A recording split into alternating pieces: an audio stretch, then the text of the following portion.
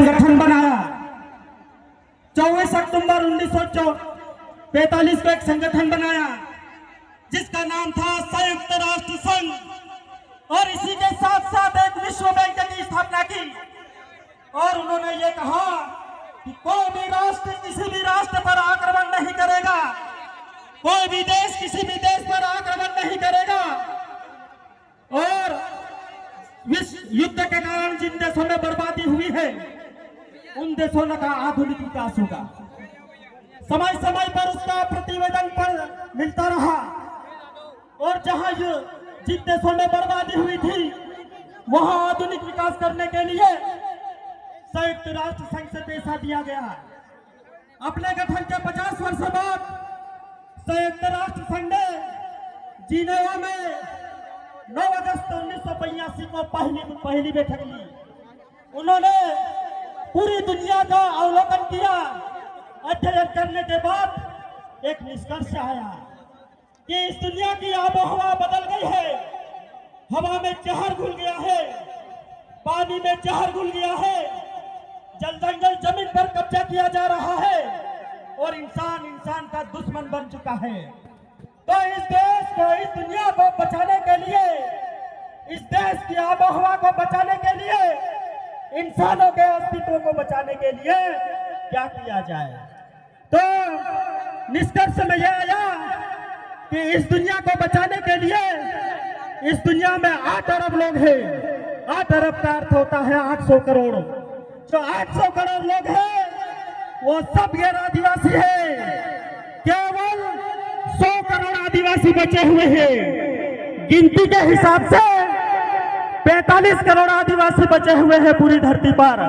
तो संयुक्त राष्ट्र संघ ने यह निष्कर्ष निकाला कि इस दुनिया को बचाना होगा, मानव समुदाय को बचाना होगा, तो आदिवासियों को बचाना होगा।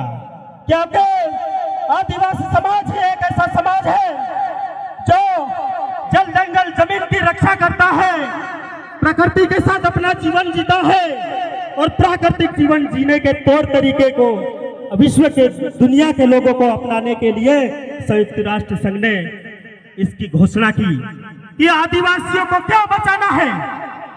आदिवासियों को जिंदा रखने के लिए बचाना ऐसा नहीं है, आदिवासियों की भलाई के लिए बचाना इसलिए नहीं है, आदिवासी को मुख्य धारा में लाने के लिए बचाना है इसलिए नहीं है, आदिवासी के माध्यम से दूसरे जो 8 अरब लोग हैं उनको बचाने की पहल है।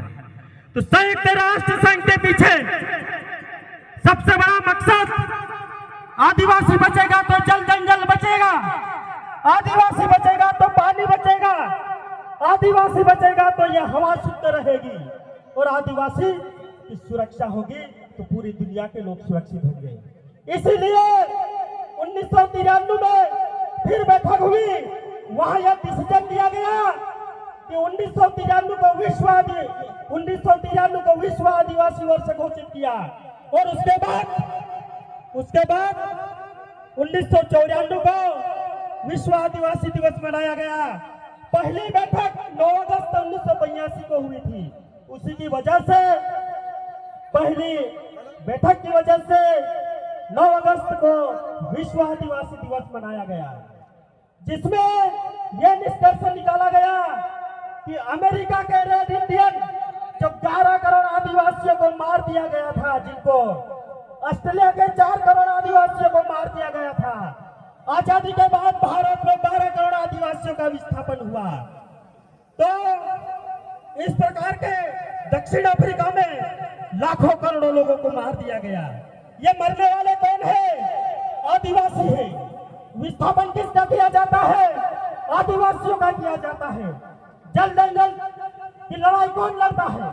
जल जंगल जमीन खत्म होती है तो वह आदिवासी खत्म हो जाता है, और ये सब की लड़ाई है तो आदिवासियों का ही बलिदान क्यों दिया जाता है।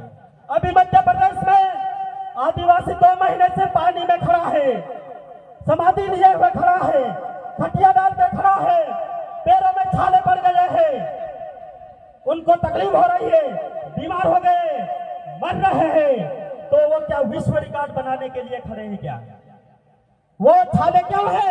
क्या गिनीज बुक में अपना रिकॉर्ड बनाने के लिए खड़े हैं? क्या वो छाले आप लोगों को बचाने के लिए है, आप सबको बचाने के लिए है। वो छाले इंसान को बचाने के लिए है, इंसानी समुदाय को बचाने के लिए है।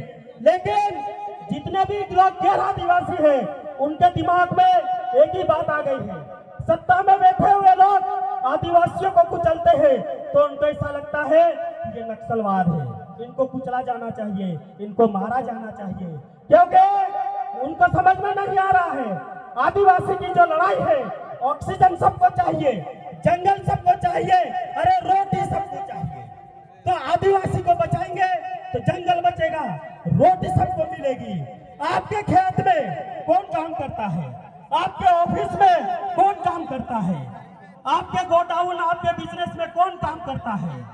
एक बार 1 साल के लिए आदिवासी काम करना बंद होगा तो पूरे भारत की गति बंद हो जाएगी, पूरे भारत की अर्थव्यवस्था बंद हो जाएगी। इसलिए मेरे साथियों, जब तक आदिवासी जिंदा है तब तक हम सब लोग जिंदा है, आप सब लोग जिंदा है।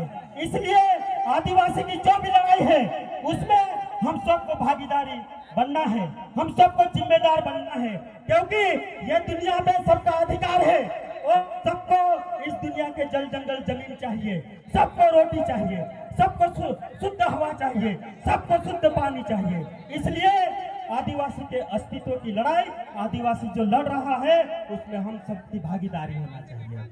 धरती में उपेक्षित पड़ा भी इतनी संघर्ष करता है, अपने अस्तित्व का अंजाम देने से पहले बीज से बनता है अंकुर, अंकुर से नन्हा सा पौधा और पौधे से आकाश चुनता हुआ वृक्ष तैयार हो जाता है, और वही वृक्ष जीवन भर लोगों को ऑक्सीजन देता है, लोगों को फल देता है, लोगों को छाया देता है। लेकिन एक गांव में उपेक्षित पड़ा आदमी का बच्चा, आदिवासी का बच्चा एक आदमी भी नहीं बन पाता, क्योंकि उसको मूलभूत सुविधाओं का अभाव है, शिक्षा का अभाव है, उसके छत पे उसके सर पे छत गिर रही है, कोई नदी में रस्सी से बांध के निकल रहा है, कोई रास्ते में मर रहा है। तो मेरे साथियों, आदिवासी आज आदिवासियों के जीवन पर चर्चा करने का, मुद्दों पर चिंतन मनन करने का, और जितनी भी समस्याएं आदिवासी की है, आज सबको लग रहा है कि ये समस्याएं आदिवासी